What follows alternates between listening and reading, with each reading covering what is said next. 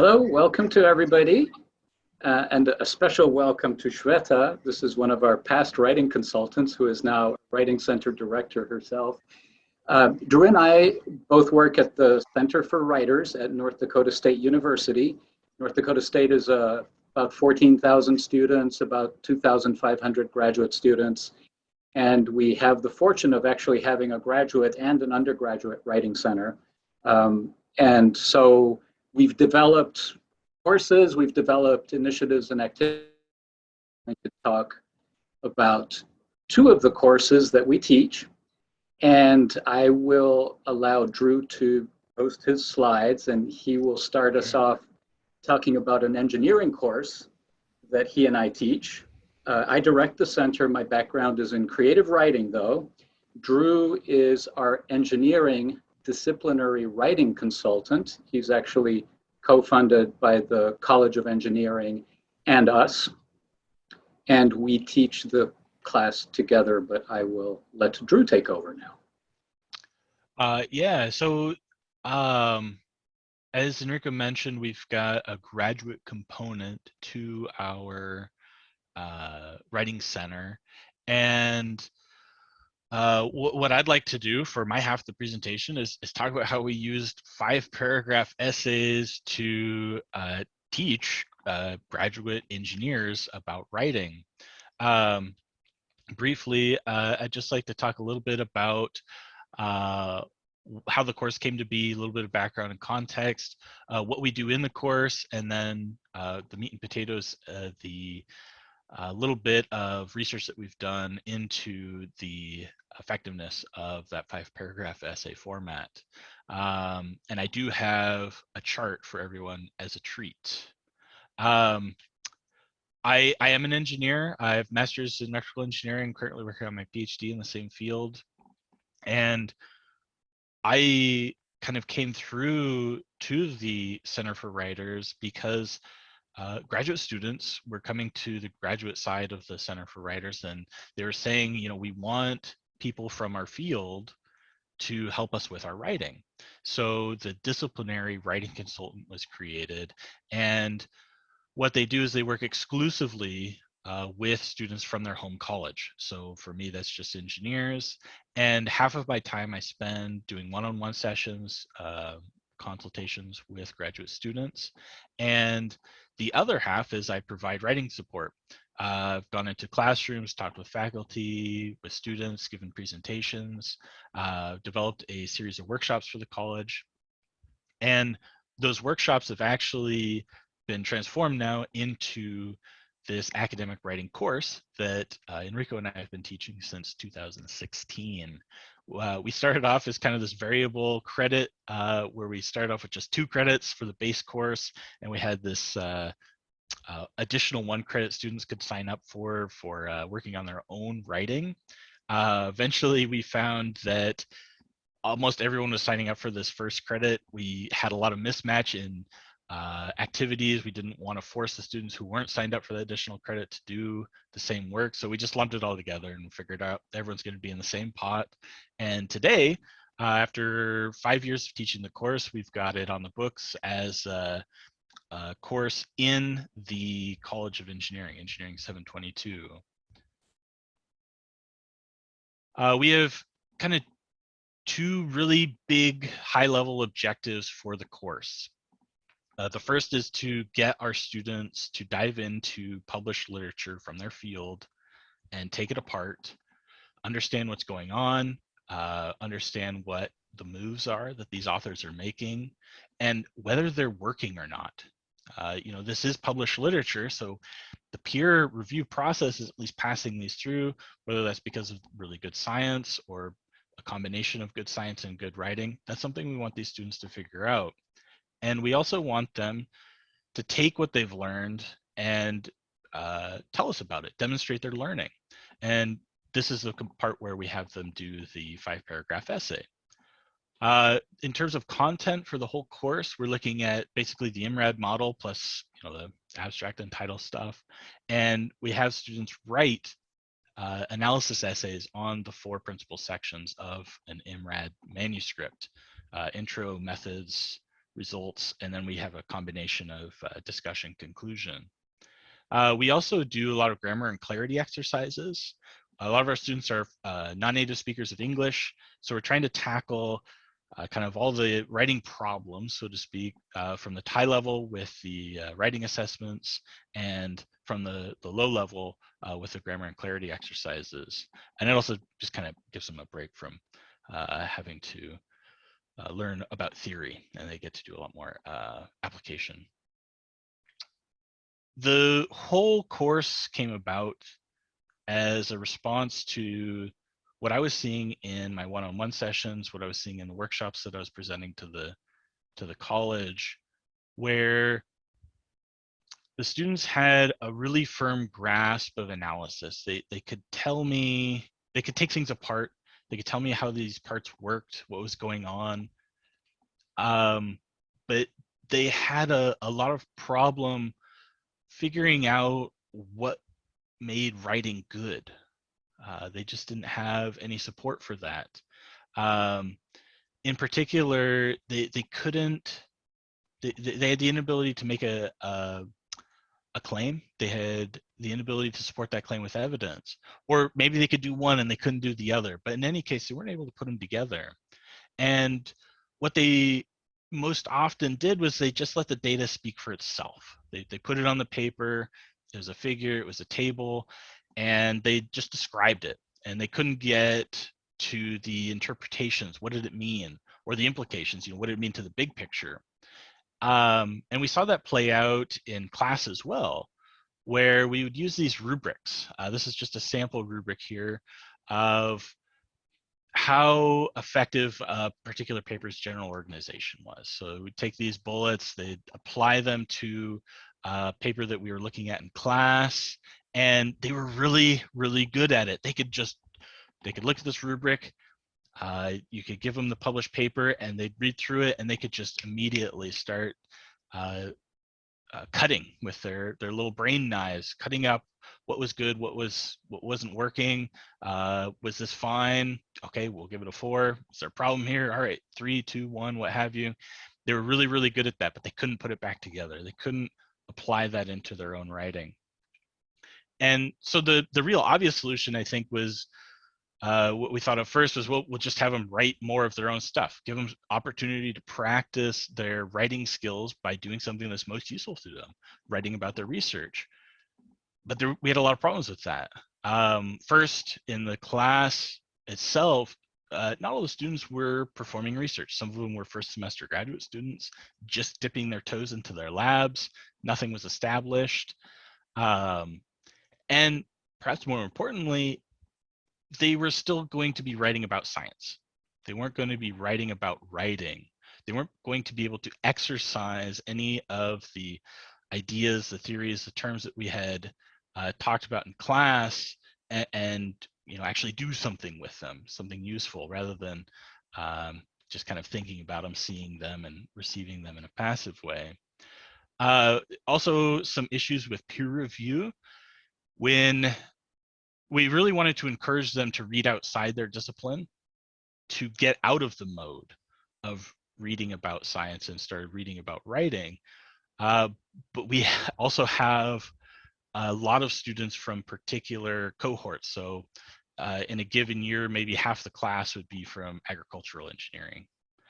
So getting these students to do peer review on papers from their own field, well, they started getting back into that mode of reading for science, reading for the content rather than trying to pick apart what the author was doing.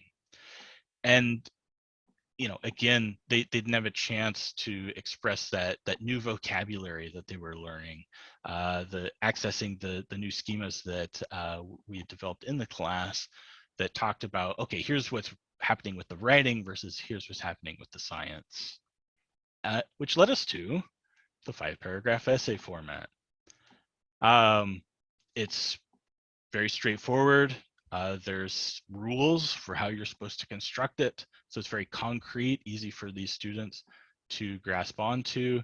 And as instructors, it gave us a lot of opportunities to figure out what was going wrong or what was going well in the students' writing.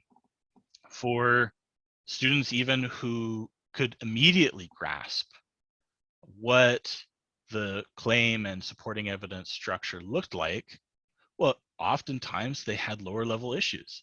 So if they could make these claims, they could make them these really effective arguments. We could instead start looking at how are their transitions holding up? Are they using words correctly? They have, you know, are they fishing through the the thesaurus? Are they able to, make a cogent whole? Or is their take-home message effective? And so we could kind of pick and choose as students were nailing each of these different levels. We could move to a lower level. And what I'd like to do now is actually transition and show you some examples of what our students were doing. In this block of text here, this is just one body paragraph from a student's first analysis essay. So this would be on their introduction. So that's the first unit that we cover. And what you won't find in here is a claim. The closest we get is kind of here in the middle. The student is saying that they found this sentence. The sentence said, most of studies. And that immediately in their brain, that cued them to think that at the end of this sentence, there should be some citations, but they didn't find any. But they don't talk about whether that affected the author's credibility. They don't talk about what kind of effect that had as a reader. They don't offer necessarily, okay, what kind of best practice should we do to mediate this? They just kind of let it sit here. It's data. It's going to speak for itself. We'll just put it here. And if I compare that to this body paragraph, this is from their last essay, which was on their discussion and conclusion of a paper that they'd selected. The first and the last white parts that are highlighted in white here go a step beyond. They offer what it is that is necessary for a writer to be effective. And then in the middle, they offer the evidence to support that. So we've gone from no claim, kind of just describing what's going on, to having a discussion about what it is that makes writing good and what we can do, or as a writer, what we can do to make things work together. And we see that play out. I'll show you another example here. This is also another student's first essay. She has kind of a difficult to parse first sentence here. It's not well formed. The connection is kind of difficult to see what exactly they're trying to say. But regardless, the big problem here is this big block quote here in green. It's basically the entirety of this paragraph.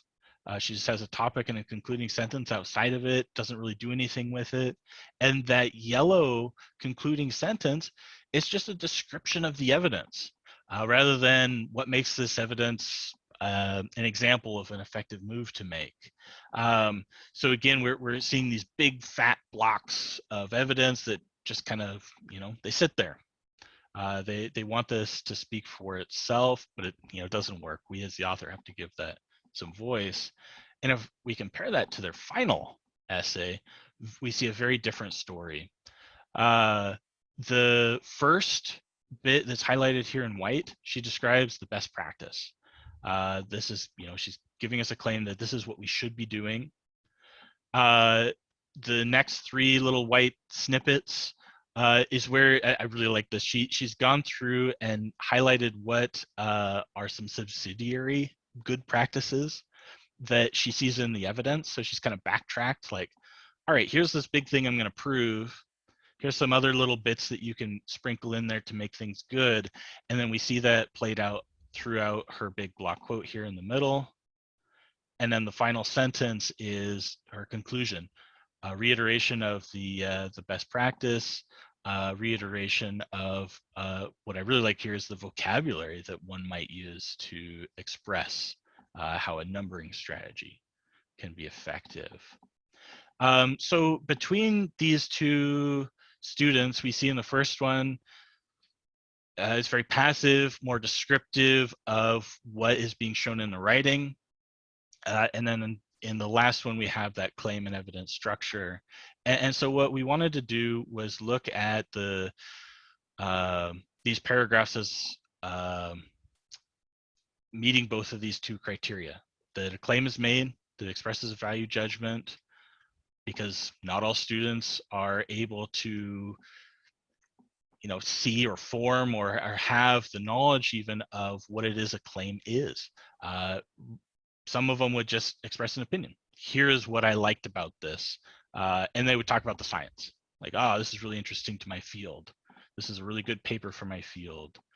And the second piece, of course, was the supporting evidence, because we see a lot of those big chunks of evidence, those big block quotes that are supposed to tell us something, but hasn't really been dissected or isn't really compelling. Like some students would try to show how a paper was organized through a quote rather than telling us like where in the paper we can see these topics.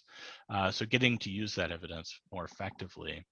And I promised you a chart, and this is what we saw. So just based off of these two criteria, if each paragraph got or met both of those criteria, we got 1 point. So each essay could have 3 points, up to 3 points, 0 to 3 points.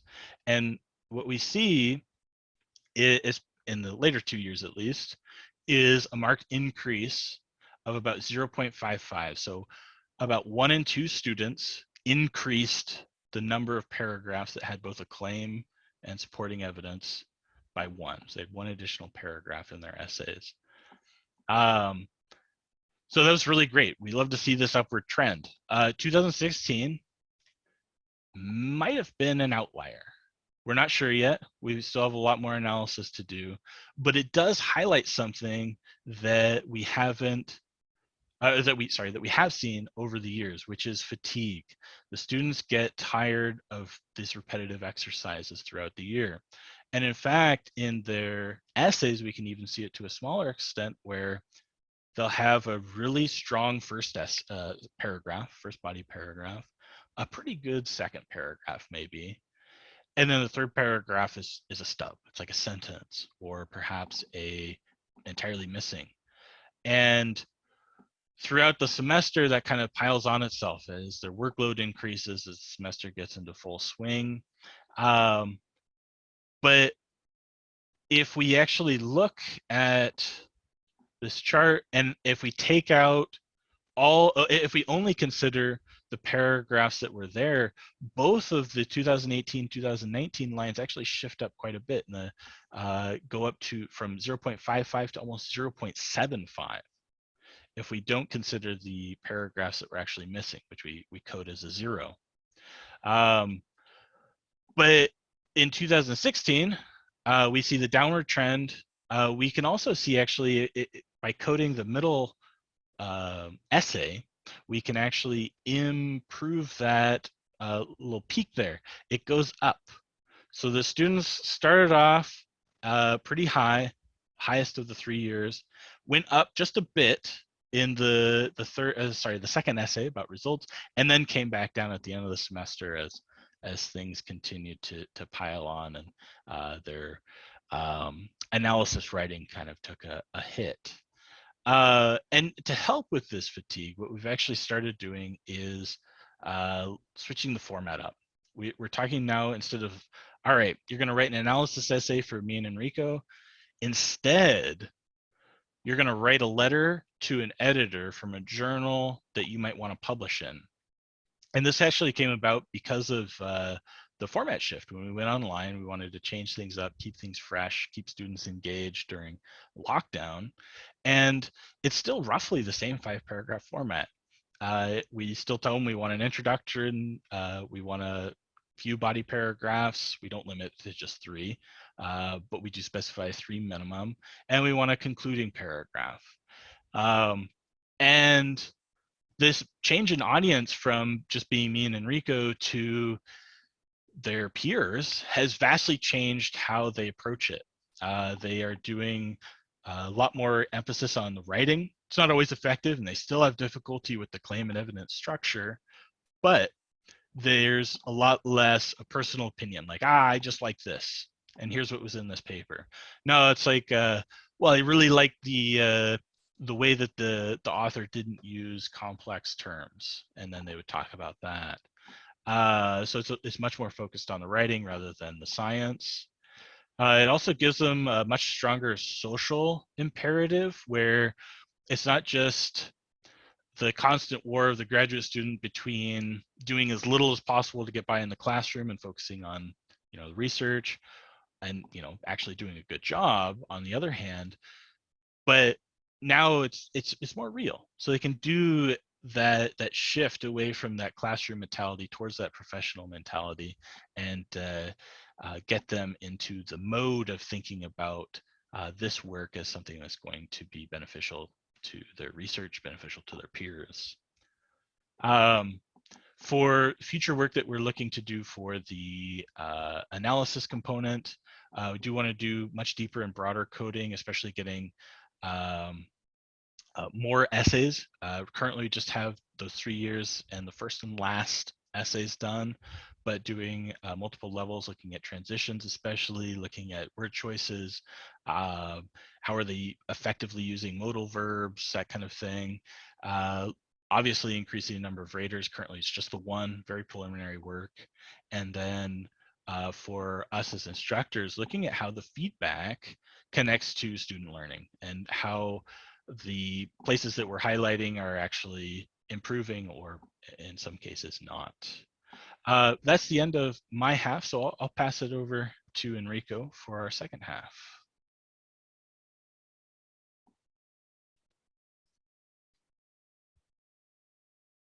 Sorry, I forgot that I was muted. It'll be years before I get used to this.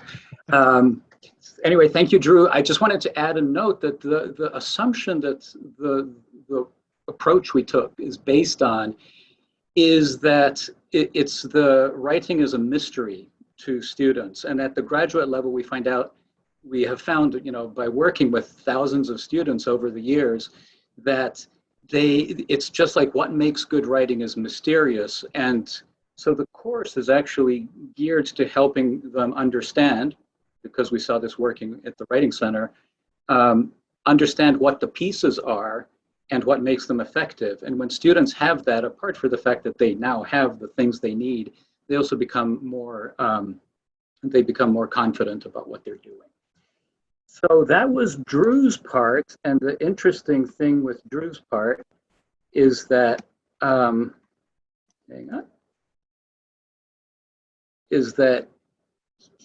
we've got students from engineering who are really good at analyzing things, but they have no idea how to analyze writing. And so that's what we worked on.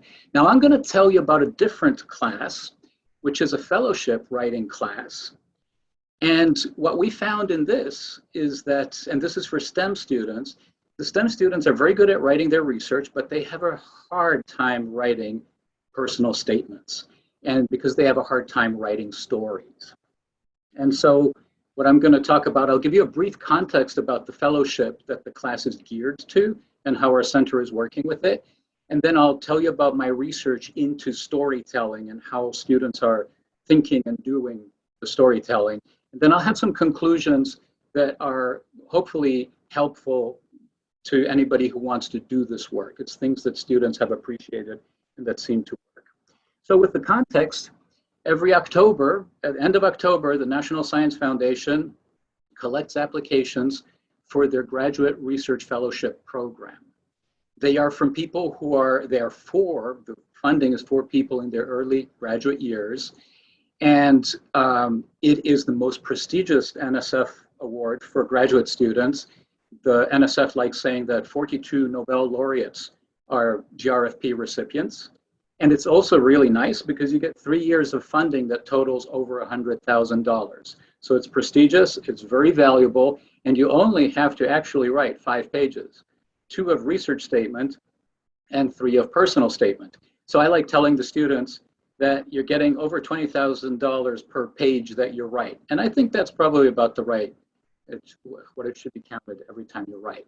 Now, most of these awards go to the universities you would expect, the Berkeleys, the Stanfords, the Harvards, the MITs. They've got people who are already cherry-picked as being really good researchers. They give them all the facilities and supports. And so most of the awards go there. But universities like ours, which is a research university, but not quite as prestigious, get awards and can get awards. And I was disappointed to see that we only had less than one, either award or honorable mention annually. And so I decided to develop a course to teach how to do this application. The course is an 8-week, 1-credit course. It starts at the beginning of fall and leads up to the application. We analyze the call for proposals. We analyze past applications. Unlike with grants, where people like trying to keep them as hidden as possible, these awards, when students get them, they're happy to put their proposals out on the web. And so we've collected a whole bunch of them and we analyze some of them. We have a panel of past winners who come and talk to the students, and a panel of past reviewers. So these are faculty members at our university who have reviewed the GRFP, and they come and give that audience perspective. And then we have an intensive writing schedule, which includes a full draft 2 weeks before the actual final draft is due, so that we're not getting that scruffy final draft, but they get a chance to clean it up.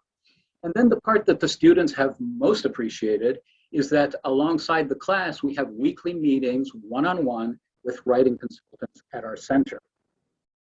Now, the research statement is pretty standard. Doing well, you have to show that you know how to do research. You have to show that you can do innovative research. You basically have to show that you can communicate research in 2 pages as if you were a pretty amazing professor. And that's sort of a standard. The personal statement is very variable. And the reason this is very variable is because what you're actually doing, so most people think, oh, I have to tell, personal statement, I'm going to get my resume. But what the NSF is looking for, they're looking for leaders 30 years down the road. So what you have to do in your personal statement is you have to include pieces that when the reader reads those, they're going to have this sort of vision of, the great researcher 20 years down the road. And so it is a very difficult genre of writing. You have to engage the reader. The NSF, every time their representatives talk about this, they say students have to show passion. And so the students, when they write, they go, I am very passionate about my research. And that doesn't work. What you have to do is you actually have to create a compelling story. And this story has to lead the readers, the reviewers, to go to see you as a leader down the road. This is really hard for some STEM students. Writing stories is already hard, but writing a story like this is super hard. So our writing consultants especially help with this. Why does this help? Well, the most obvious part is that you actually get individual attention to the student. And so you're focusing on what their needs are. But writing consultants are also, they have these abilities. So they're writing experts. That means that they can help with, they read a lot of different genres, they read in the disciplines, they read papers with different purposes, and they are always taking an audience perspective. It's always, how is your audience responding to this? And that's relatively obvious. The flexible helper part is a little different. We get students who come with their dissertations. And so, yeah, you're working on how is the information being conveyed, but there is a whole context, which is actually part of the writing process, which is insecurity about the research, failed results, advisor problems in communicating with the advisor, work-life stressors, all sorts of different elements that make the writing more difficult, stressful. And the consultants, because we're kind of outside of the traditional curricular track, we're just helpers. And so the consultants have gotten used to helping students, not just with the craft of writing, but also with the positioning of themselves and understanding who they are and how they handle all these pieces, which is really useful when you have somebody who's trying to figure out how can I distill parts of my past for this personal statement. And then the consultants are also trained on the GRFP, and so they tailor their feedback based on what the requirements are. So the writing consultants understand stories. The difficult part with this was that students are still struggling so hard to write these stories. So a few years ago, I actually took a qualitative research class, and I thought, I'm going to research this and find out what's going on. So the goal, broad goal, was to improve student personal statements. We're talking about getting those stories right. I was researching while I was teaching the class, so I'm not an objective person sitting outside behind the glass, I'm inside. And we had a small group of students, it's usually like 8 to 12 who do these applications, and a few consultants. So I used a purposive sampling method. So I picked people who seemed useful for the research questions I was asking. I did interviews, focus groups, and read the applications and drafts and surveys. And I used grounded theory research. And the way I think of that is when I get the data, it's not my answer. When I get the data, it's going to help me direct the study, direct the research to its next step. And it's a recursive action. There's all these different elements. I drew concept maps, you do the interviews or focus groups or read literature, read the statements. Wrote research memos. It's always a reflection, coded the interviews, created categories, and with the reflection, these changed. And so all of these elements changed. I changed who I interviewed. I changed the coding or the categories they belong to as the data was pointing me to more specific areas. And the research questions changed. And I have done 2 cycles, and I'm starting the 3rd one. And here are the research questions that I had. I started with how do STEM students adapt to writing stories? Very basic. After my first round of interviews and analyzing that data, the questions changed to how do applicants think of identity? And how do writing centers help negotiate identity? And after analyzing that, which is where I am now, the next question is going to be what's the role of studying literature? What does it play in understanding and communicating identity?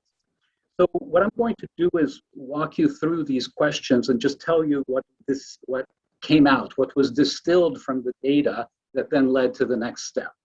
So the first round, how do STEM students adapt to writing stories? What I wanted to do was interview students right after the application was due. And then I realized there's no way I can interview them because they're so stressed out, they're relieved and stressed out, and they're playing catch up on everything they were supposed to be doing during those 8 weeks for classes. And so I didn't interview them. Instead, I did a focus group with the consultants and interviewed 2 of them. This makes sense because the consultants are these helpers. They're kind of standing a little bit outside. And so getting them right after the process was a good time to get as much data as possible. What I have is key codes. So these are the elements that kind of stood out, and then they kind of guided the next step. So one key code was writing craft. And I kind of expected that one. The consultants talked about helping with technical aspects of writing. So the language, the wording, the clarity, more importantly, even the understanding the audience, so that they were positioning themselves as an audience, giving that kind of input to the students. The unexpected key code was the identity. And that is, these students are writing a story about themselves. They are the protagonist. And it's not as simple as just craft it right. You need to understand who you are. And by the way, that's hard because they're not yet who they're projecting themselves as. You have to manipulate it. So like this archer, you have to be able to look through your perspective, step outside and see yourself from another perspective. And I have a quote from one of the writing consultants about this. And she said, the writer should take a reflective stance, meaning you step out of your experience and look back. In terms of time advancement, you are beyond that experience now. So you should have the ability to look back and make sense of that experience, Because if you cannot make sense of that experience, you won't be able to make your reader make sense of that experience. So you need to look, reflect, basically. And so this took my research from a question about how do I craft the story to, because the story is a personal statement, how do I understand the crafting? Yes, but how do I understand the protagonist? So round 2 had 2 questions, and the first one was, how do applicants think of identity? I interviewed 2 more consultants and 4 students. And the code remains identity, but there were many subcodes. And just for explaining, I just put them as identity as action, identity as scene, and identity as story, which is sort of going up levels. Identity as action is when students sort of say, I am doing this. And so you understand, this is what I do in the lab. And so you know my identity. It's like saying, here's a tennis player, here's how they swing. And so you're supposed to know who they are as a tennis player, what their philosophy and their mindset is. It doesn't work. And we brought what is very typical with story writing, the question about don't tell us, show, don't tell. The action is you're telling things, but you want to show yourself to the reviewer acting in a scene so they can not just see the actions, but they can get a broader picture of who you are, what you're thinking, etc. And we had a student whose parents were fundamentalist Christians. They did not believe in evolution. They would throw out, she's a biologist, and they actually cut her off financially because of that. Now, she started her personal statement with 2 paragraphs about this that were amazing paragraphs because it actually was very engaging, but it also set up a situation about her communicating science or dealing with people who don't understand. But then what happened was the scene ended and we went to the lab for the rest of the statement and didn't really revisit this. So there was a part, but the statement is a whole piece. And so this is where you go to the higher level, which is identity as a story. And we had the good fortune of having a student apply last year to the fellowship, and he won it. And he's a biology student, but his undergraduate was in English literature.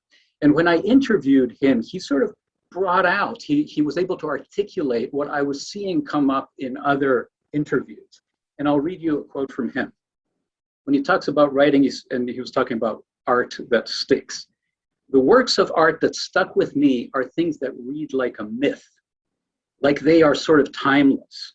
They have this simple structure that resonates, like of Mice and Men.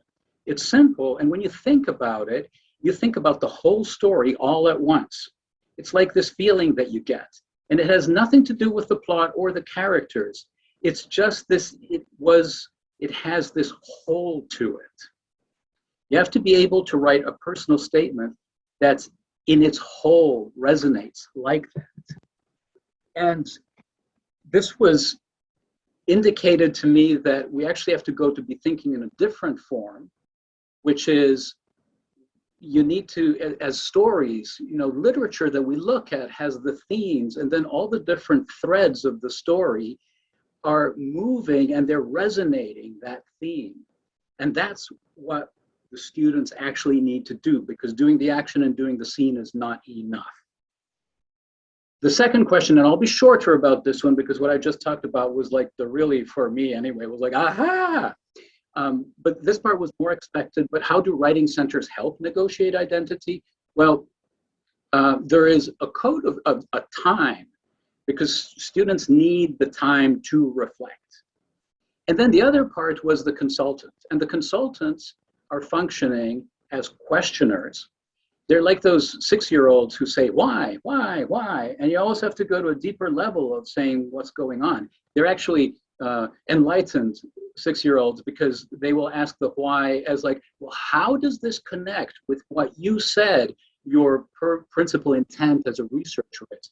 So the questions were very, very focused. One of the students talked about the consultant being like a net. He said, I talk when I'm brainstorming, talk about my stories, we're having this dialogue, and the consultant is catching everything I say, like with a net, and the net is holding the good pieces. and then giving them back to me. And then the consultant is also a coach because they have the individual relationship. They can do, well, they can keep time, you know, let's make sure we have the structure and you're following it. They motivate, they can give the feedback at the end, and they're a cheerleader as well for the student. So all of this brings me to my third round, which I'm just starting. And the question is, how does studying literature, what role does it play in understanding, communicating identity? And I will be talking to faculty about this, and then I will do more interviews, but I still have to work this part out. I know there are two students who were particularly good at having figured the identity part out. By the way, one got funded, and the other one, you get 3 reviewers. One reviewer gave her a good. Everything else was excellent. If that had just been a very good, she would have been funded. So, but both of them were extremely good about it, and they all came from the same advisor. So I want to talk to that advisor and see how she's picking people or what she's doing in her lab that gets them to think this way. And within the question, there's going to be the idea of identity. How do I reflect identity in the story? So it's all happening at once. And I'll figure out what that means more exactly when I do this. And then the crafting part, because you need to create that resonance throughout. So with the conclusion, just a few things. What I looked at was really, it ended up being the identity and this sort of literature analysis. But in the interviews, I got a lot of feedback and information from students about what was good about the course and the work we did. So I thought I would put it together, just one slide. Highest value of everything was the consultant work. The individual attention, the time, and what I mentioned before, the coaching, the questioner, the reviewer, the respondent, that was just appreciated by absolutely everybody. High value was orientation to the GRFP. This one floored me, by the way, because you can get oriented to the GRFP by going to their website. They have very good information on there. I don't know why you need a class, but obviously the students need the class because they appreciated that. Writing accountability, the deadlines that we had, the brainstorming part, because a lot of times students will just come in and start writing instead of first thinking. And the one who won this past year said that I think he spent 2 or 3 weeks just talking with the consultant to organize those stories. So being forced to do the brainstorming, the deep analysis with the solicitation, with the samples even more so, because now we're sort of starting to analyze how that resonance is working. And then the panels of visitors we had, the past winners, the reviewers were important for obvious reasons, the motivation from the past winners. And then you got the audience there with the reviewers. The thing that did not work, and I stopped doing it, was doing peer review. Peer review is generally hard in English classes. It always seems easy, but if you actually do it well, you have to do a lot of work. But here, I'm not sure it's such a good idea because the students are in very different places, very different disciplines, and they're also kind of feeling like they're competing. So I would avoid doing that. And just the last slide with the general value of the work. Well, we did change. There used to be, less than 1 either award or honorable mention a year. And with the class, we now have 2. It's not a huge change, but percentage-wise it is. But the students who get the award are sure happy about that. More importantly, and this goes for all students who take it, is that they do develop researcher identity. They may be at different levels of it, but they all do that. And I have had faculty, other reason to talk to faculty, tell me that they really like their students taking the class because it takes them from being a student who is a follower to a student who is a peer to the faculty member. So it's a really different mindset that they're getting. And being forced to do this is instrumental in making that change. For the Writing Center, the university administration takes notes. Not only do the students get money, but the university gets some funding too. And so I can tell administration, hey, I brought you over $150,000, which changes the story about what a Writing Center is doing. And we also have a lot of kudos and positives from STEM faculty who really appreciate the work that we're doing. They tend to help with the research part, and they're good at that. The personal statements, they're really happy we are there to help. It's great for professional developments for the consultants because they're all doing the same task, but they're all seeing very different things. So when we come together and talk about them, it's wonderful. And then the consultants love it, because think about it, you're sitting with somebody and you're helping them put together their life and shape it, because they're going to be this amazing researcher. So it's a very gratifying kind of writing. And that is the end of my part. So thank you, thank you very much. There's our contact information, but I'm sure you can get it, because I'm going to get off of this. We can all see each other. And we will post our slides. Whoops, there we go. We will post our slides we always do things last minute, so they just got done. So we will post them after this in the forum, whatever that is, the WAC system. So questions, discussion, happy to hear, chat, respond, dance.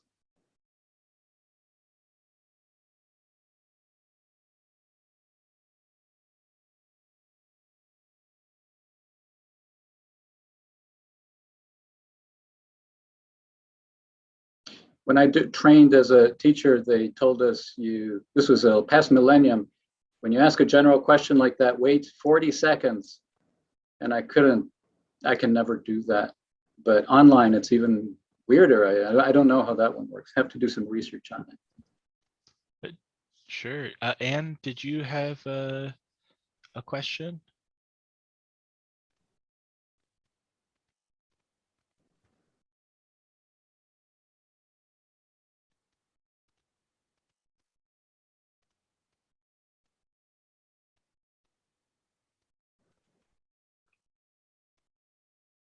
Oh, you're absolutely welcome, Jean. I'm curious, question from Anne. I'm curious about how you trained the consultants for the NSF grant. How did you negotiate the more directive methods some consultants take when working on such a specific genre? Well, the first question is a little bit easier to answer. This started in 2014 when our university brought in a education consultant who did a workshop for students on the GRFP, but he also did a workshop for our consultants, and so oriented us to what's required for this. And I took that and then developed a series of workshops and then developed it into a class. And the way we train consultants is, we give the basics of the GRFP, what's required, and then we will talk about the specific areas that they're going to be working on. Basically, I do similar things to what I do with the students. We will do some deep analysis of a statement to see what's working, why is it not working. But in our conversations, we also talk about what are students, what are the difficulties that students are having. So it's a little bit of a, here's the parameters, here's what's expected. And also, by the way, I do give the students examples, their de-identities. A really good thing, by the way, with this is to give first 2 paragraphs. Give like 10 of those and tell students, read them, and then which ones are you interested in reading more about? So we do that with the consultants. But then part of it is also just discussion amongst ourselves, so that everybody's bringing up, oh, I had this student doing this. And so we're feeding off of each other, of each other's knowledge. And then we also do with incoming consultants, we do observations so that they will join a session with a student, observe the session, and then they will talk to the consultant. And then afterwards they will, if they continue doing that, which some have, they might do joint sessions where both consultants are talking. By the way, that's probably the most important form of consultant training that we do, is that observation, conversation with the consultant you observed, and then joint consultations or some form of that. Because it's really when you see the enacted practices that you find out which ones are working. You see them in action, so you see what's going on, but you also start thinking about which ones work for you or not. How do you deal with directive consultants? That's always a problem, and I always feel consultants you shouldn't censor them, because their strength comes from being who they are and directing that to the student. The way we generally deal with that is in I observe and then we talk about what I'm seeing. And we will talk about that also in group meetings in terms of directivity or not. But I got to say that with these statements, the directiveness is, it's probably still there, but it's not as damaging. I'm not sure. That's actually a good question. I'm not sure why I think that. I think that students are looking for a certain amount of direction. So it's actually more important than whether you're saying do this or you're more Socratic about it, what do you think? It's more important to make sure that the consultants understand what information is valuable and what not. That was a really bad answer, but that's it. Because we have other questions, so I'll jump to those. I'm wondering about your coding scheme. Did you develop that out of some research literature or your experience with narrative? So I took a research class and I read a Joseph Maxwell. It's a 2013 book. I don't know what it is. I don't have it right here. I don't know the title, but it's a form of grounded research. And so I followed that, but I'm not a researcher, so I kind of adapted things as makes sense to my practice. And so the coding was, for the first two interviews, I actually put them out. Every sentence was on a spreadsheet, and then I just coded what's going on in this, and then I had some higher level codes. And that's where the identity came up. With the second set of interviews, I didn't go that detail. I actually just read and coded as I saw things. So I'm just using words, and I always have two sets of codes. I have what the wording is just immediately evoking or what's happening in the interview. And then I have a second code that I usually do later, although sometimes it happens at the same time, which is the more general code. So I might have, responded badly to student, to advice, or reacts badly to advice, and then that becomes resistance as the general code. So that's kind of how I did things. But I will add, in the slides, I'll add the Maxwell link and the title of the book. And then there's a Drew question. Drew, I'm interested in a comment you made. I'm not certain I heard you correctly. You mentioned introducing students to the IMRAD reading writing construct. I think you said that you have students write about each part of that formal structure. Did I hear you properly? Can you elaborate or correct my misimpression? Yeah, so our top level kind of fundamental philosophy is building a toolbox for our students. We expect them to be familiar with the IMRAD structure, whether they've heard the name, they have at least read about the structure, like they've seen it in action at the very least. So part of, as Enrico said, you were trying to pull the veil back on the mystery of writing. And so part of that is we'll go through each of those IMRAD sections, talk about the disciplinary expectations. For example, in an introduction, is 3 paragraphs sufficient for your discipline? Should you just have some sort of short discussion about the broader impacts of your work? How does it connect to societal issues? Should you just have a short piece about what literature is most relevant to your work, or maybe should you have multiple pages? And getting the students to examine that in their own literature is a big focus of the analysis component. And then when they write about that, for example, a student in biomedical engineering who's looking at publishing medical journals is going to have a slightly different take on what their introduction should look like versus a student who's publishing in about concrete science, who maybe wants to have these big long-winded discussions about all the research that's gone before them, back 20 or 30 years. So getting the analysis component out first, taking the things apart, that's the part they're familiar with, and then at the end of each of these units, introduction, methods, results, and then discussion, conclusion combined. So each of those 4 units, we do have them write their recommendations, based on what they've seen in their own field. Hopefully that answers your question there, Jimmy. I'll just add an extra response to Thomas. So the book is Qualitative Research Design, an Interactive Approach, and that's by Joseph Maxwell. And the model that I used was his interactive model. I could actually just quickly show you a slide. It was a slide that then I dropped because of time.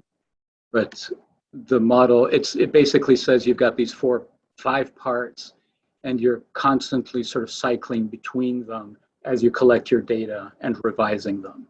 And the one part that's really important for me is the validity of it, because I'm making assumptions. You know, I read an interviewer and I really like how they express something, but then I have to go to all the other students and go and see, you know, why is what this person's saying not true? And, or why is it? But it's usually just make sure, you know, can I shoot it down or not? So yeah, thanks. I think I was actually somewhat interested in that idea of identity as narrative or identity as story, scene. I forget the 3, and sort of breaking apart that idea of identity and how you actually came up with the coding scheme around identity, not necessarily the analysis process. Oh, okay. Yeah. So, you know, that's my background is in creative writing, although it wasn't a past millennium that I did that. But it's actually useful because you build story, you know, there's the different elements of stories. And I never thought about it. This is probably kind of stupid. I'm sure you're sitting there going, oh, that was pretty obvious. But because you're writing a story, aren't you? But connecting it to literature, I had to go through that whole process. And as I got there, I started, you know, putting what I had learned when I was studying it about the, you know, the tapestry that is a story, and you go the levels that go from lowest to highest. So the coding kind of came from my studying literature, and especially as a creative writer, when you're studying it in order to use it. And then obviously as things came up in the writing, in the interview transcripts.